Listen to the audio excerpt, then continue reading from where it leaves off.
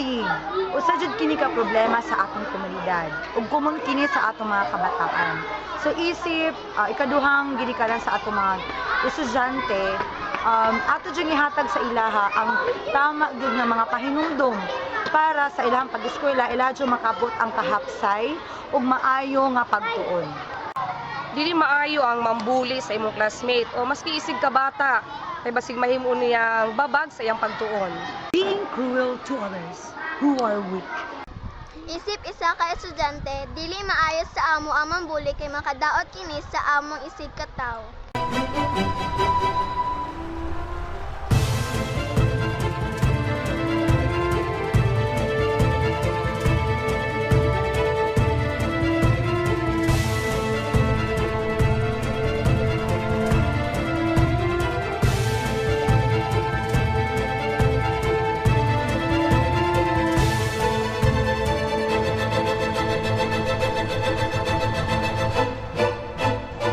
Wassalatu wassalam amma ba'd. Assalamualaikum warahmatullahi wabarakatuh.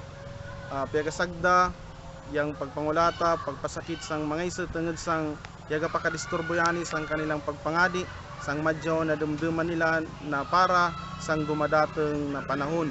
O yang agam Islam mas igot yang pagsagda sang pagpasakit o pagdisturbo sang kanilang mga mangkadyo na dumduman tungod sa sila niyang kanaton dumadateng na mga leader sang kanaton uman banwa. Panapat ng mga iso, di bagas guide na epekto kanilan. Adon di man sila makabaw sang magkalagko na yaga pasakit kanilan kanato mga ginikanan. Adon nato sa mangkaintok na doon magasay na epekto sang kanilan.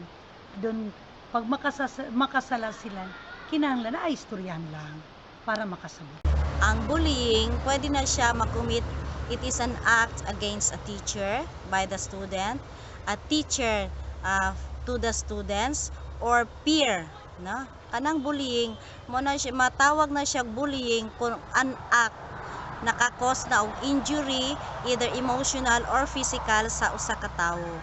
Ang among gihimo dinhi sa eskwelahan aron ma-prevent ang bullying is we are embedded by the policy and guidelines on protecting children in school from abuse, violence, exploitation, discrimination, bullying, and other forms of abuse, which is clearly stipulated in our Constitution, Article 15, Section 3, and the Guidelines on Anti-Bullying or the Anti-Bullying Acts, DepEd Order Number 55, Series 2013, Republic Acts Number 10627.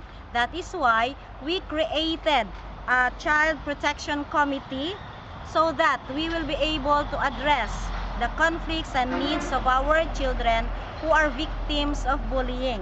We have crafted our Child Protection Policy and Anti-Bullying Policy together with our stakeholders, the PTA, the teachers, the SGC, the SPG, and other internal organizations.